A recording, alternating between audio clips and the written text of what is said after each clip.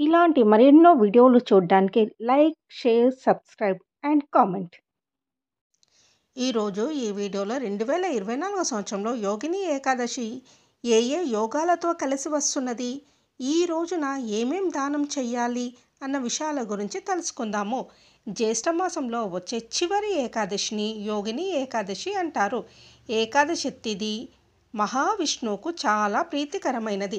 ఈరోజు శ్రీ మహావిష్ణువును పూజిస్తారు. హిందూ మతంలో ఏకాదశికి చాలా ప్రాముఖ్యత ఉన్నది. ఏకాదశి తిథి ప్రతి నెల 2 సార్లు వస్తుంది.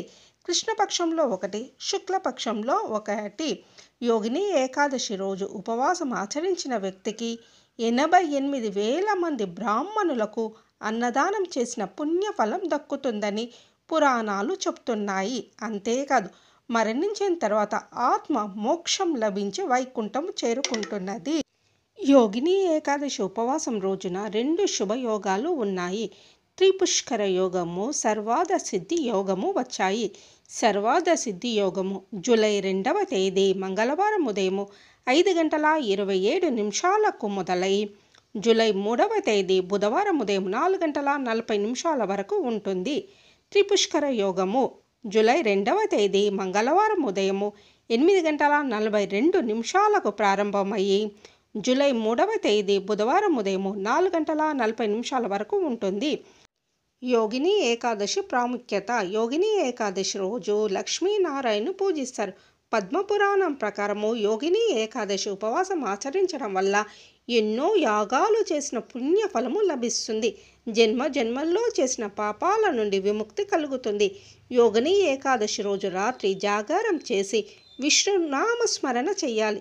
ఇలా చేయడం వల్ల సంపద, సంతోషము, శ్రేయస్సు పొందుతారు. ఈ యోగిని ఏకాదశి వ్రతం ఆచరించడం వల్ల దీర్ఘకాలిక రోగాల నుండి ఉపశమనం కలుగుతుంది. చర్మ రోగాల నుండి విముక్తి లభిస్తుంది. యోగిని ఏకాదశి గురించి స్వయంగా శ్రీకృష్ణుడు యుధిష్ఠిరుడికి చెప్పినట్టుగా బ్రహ్మ పురాణము చెబుతుంది. యోగిని ఏకాదశి పూజా విధానము. యోగిని ఏకాదశి రోజున ఉదయాన్నే నిద్రలేచి స్నానం చేసిన తర్వాత శుభ్రమైన దుస్తులు ధరించాలి. పూజా గదిని శుభ్రం చేసుకొని విష్ణుమూర్తి విగ్రహాన్ని గంగాజలంతో అభిషేకించాలి. శ్రీ మహావిష్ణువుకు పసుపు రంగు అంటే చాలా ఇష్టం. అందుకే ఈ రోజున పసుపు రంగు దుస్తులను ధరించాలి. విష్ణుమూర్తికి పసుపు రంగు పూల హారాన్ని సమర్పించాలి. శ్రీహరి పూజలో పండ్లు, మిఠాయిలు, పువ్వులను సమర్పించాలి. యోగిని ఏకాదశి వేళ ఏకాదశి కథను వినాలి. మరుసటి రోజు ఉపవాస దీక్షను విరమించాలి. ఈరోజు ఏ దానాలు చేయాలో తెలుసుకుందాము. యోగిని ఏకాదశి వేళ పేదలకు అన్నదానం చేయాలి. ఇలా చేయడం వల్ల శ్రీ మహావిష్ణు అనుగ్రహం లభిస్తుంది. పేదలకు బట్టల దానం చేయడం వల్ల మీ పాపాలన్నీ తొలగిపోతాయి. యోగిని ఏకాదశి రోజున నెయ్యిని దానం చేయడం వల్ల తెలివితేటలు, మేధస్సు పెరుగుతాయని చాలామంది నమ్ముతారు. ఎందుకంటే నెయ్యి దేవతల ఆహారంగా పరిగణిస్తారు. బ్రాహ్మణులకు దక్షిణను దానం చేయాలి. ఈ రోజున దక్షిణ దానం చేయడం వల్ల జ్ఞానము, తెలివితేటలు లభిస్తాయి.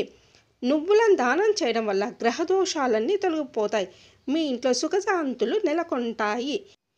ఈరోజు పండ్లను దానం చేయడం వల్ల ఆరోగ్యపరంగా మెరుగైన ఫలితాలు వస్తాయి. ఈరోజు గోమాతను దానం చేయడం వల్ల మోక్షము లభిస్తుంది.